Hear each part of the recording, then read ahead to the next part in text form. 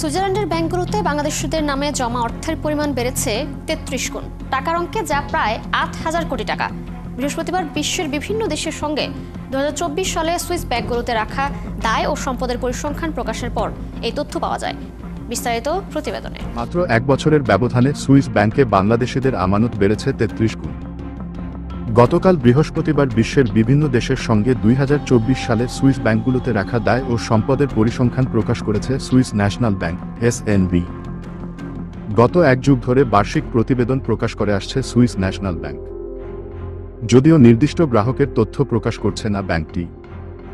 হালনাগাদ তথ্য থেকে দেখা যায় ২০২৪ সালের ৩১ ডিসেম্বর শেষ হওয়া বছরের প্রতিবেদন অনুযায়ী দেশটির ব্যাংকগুলোতে বাংলাদেশিদের আমানত এখন ৫৮,৯৫,০০,০০০ সুইস ফ্রা।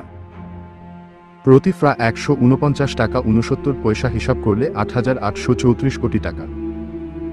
অথচ আগের বছর অর্থাৎ ২০২৩ সালে এটি ছিল মাত্র ১,৭৭,০০,০০০ সুইস ফ্রা, বাংলাদেশি মুদ্রায় ২৬৪ কোটি টাকার মতো।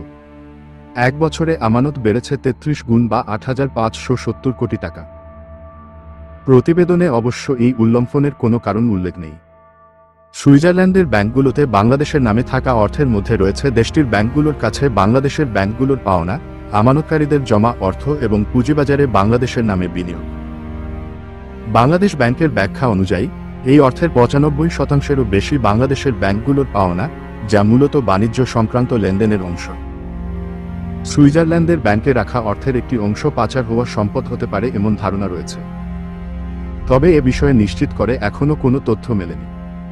বিগত কয়েক বছর ধরে সুইজারল্যান্ড নিয়মিত তাদের বার্ষিক ব্যাংকিং পরিসংখ্যান প্রকাশ করে আসছে।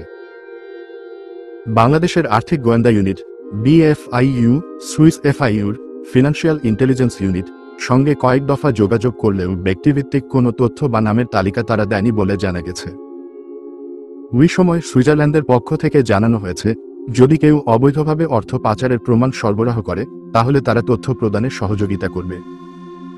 উল্লেখ্য, কোনো বাংলাদেশি নাগরিক বা প্রতিষ্ঠানের যদি নিজের নামের পরিবর্তে অন্য দেশের নামে অর্থ গচ্ছিত রাখে তবে তা সুইজারল্যান্ডের ব্যাংকে বাংলাদেশের নামে থাকা পরিসংখ্যানে অন্তর্ভুক্ত হয় না।